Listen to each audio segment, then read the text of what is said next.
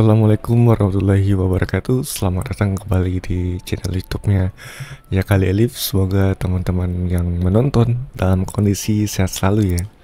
Amin.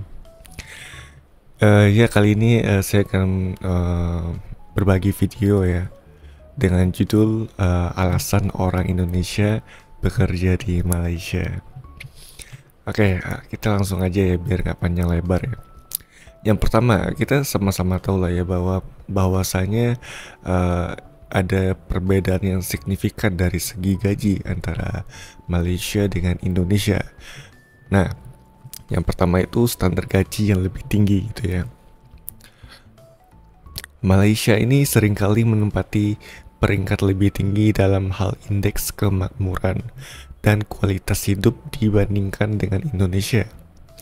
Hal ini mencerminkan tingkat biaya hidup yang lebih tinggi di Malaysia. Oleh karena itu, perusahaan di Malaysia mungkin cenderung membayar gaji yang lebih tinggi untuk menyesuaikan dengan biaya hidup yang lebih tinggi tersebut. Itulah kenapa saya cukup kaget jika pengeluaran di sini tidak bisa dibandingkan dengan di Indonesia. Dengan kurs 1 ringgit Malaysia kurang lebih sama dengan 3.300 rupiah Indonesia. Saya di Kuala Lumpur cukup dekat dengan pusat kota.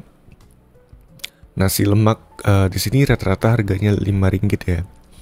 Kalau di Indonesia tuh berarti sekitar 16.500 rupiah. Itu sebenarnya sudah dapat nasi padang satu bungkus dengan nasi double ya teman-teman. Nah, kesimpulannya kita nggak bisa pukul rata setiap harga barang ataupun makanan karena sudah beda kurs juga di sini. Lanjut yang kedua, pengalaman bekerja di lingkungan internasional. Malaysia memiliki ekonomi yang berkembang pesat dan industri yang beragam, seperti teknologi, manufaktur, dan pariwisata, sehingga bekerja di sini memberikan kesempatan untuk belajar dan berkembang dalam lingkungan multikultural yang dinamis. Harus saya akui beberapa dekade terakhir ini Malaysia berkembang lebih pesat. Padahal dulu orang Malaysia banyak juga yang belajar ke Indonesia loh. Lalu untuk yang ketiga ada membantu ekonomi keluarga dengan remitansi. Nah, infrastruktur perbankan dan sistem pengiriman uang yang canggih di Malaysia memudahkan proses pengiriman remitansi secara cepat dan efisien. Jadi remitansi itu artinya pengiriman uang dari luar negeri ke Indonesia, teman-teman ya. Nah, hal ini memungkinkan para pekerja asal Indonesia untuk dengan mudah mengirimkan uang kepada keluarga mereka dengan biaya yang relatif rendah dan tanpa banyak hambatan administratif. Dengan demikian, mereka dapat membantu memperkuat basis finansial keluarga di Indonesia secara lebih efektif melalui remitansi yang teratur. Dari pengalaman saya sendiri gitu ya, saya mengirim uang dari Malaysia ke rekening bank di Indonesia hanya dalam hitungan menit. Begitu mudahnya gitu teman-teman. Lanjut. Yang keempat yaitu fleksibilitas visa dan izin kerja.